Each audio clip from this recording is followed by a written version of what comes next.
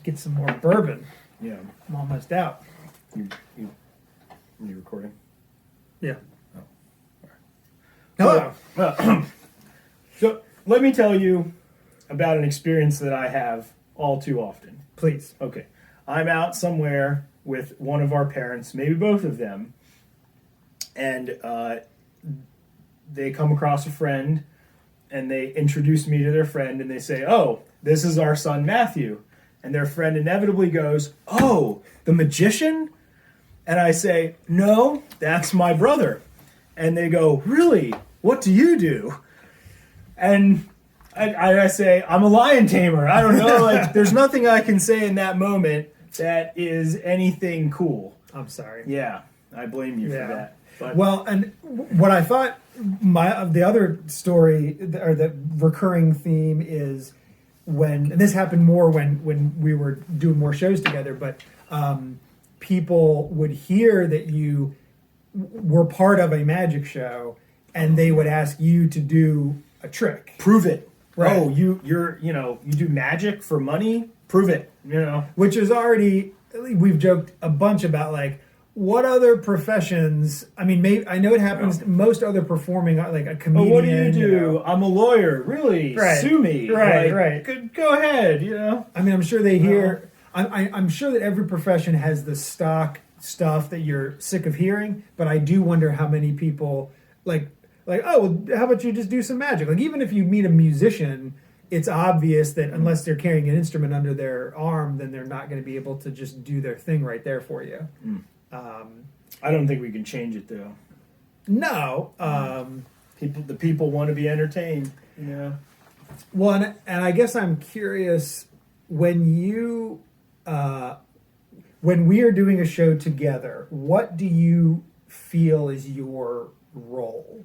Like, if as you're being a magic assistant, you've never had any aspiration to take the spotlight or to mount your own magic show or whatever. So what? I mean, I think my role is to provide contrast to you on stage. So that's why I'm very quiet on stage. Right. And many of your colleagues have been shocked to come see one of our shows, and Matt says little to nothing. I am not quiet at work often. Right. Yeah. And I guess in the character that I get into when I'm assisting you is just that I'm moving the show along. Right.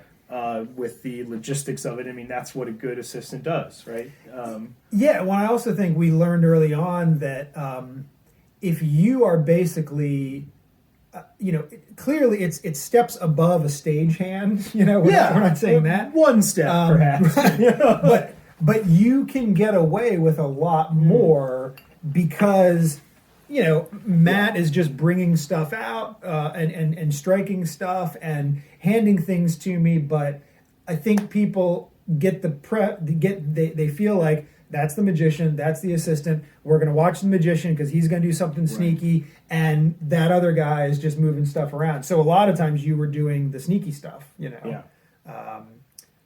But yeah, I guess it's. I like when we do things that where I get to do the reveal. And I, get to look really cool, but it actually was mostly your work. Yeah. In the method. And that we try to throw some of those in there. Are, hearing the applause from under the stage, crying, Well, I can think of at least one instance, the phone number trick, where where basically if I messed it up, it would make Matt look bad, and if Matt messed it up, it would make me look bad. And I think it's not one we did a bunch, but I feel like it evened out in the end. Like, I feel like over the course of us performing it, there were enough times where I screwed up and it looked like you had, and vice versa. It definitely wasn't the straitjacket duel. No. We don't talk about that. That's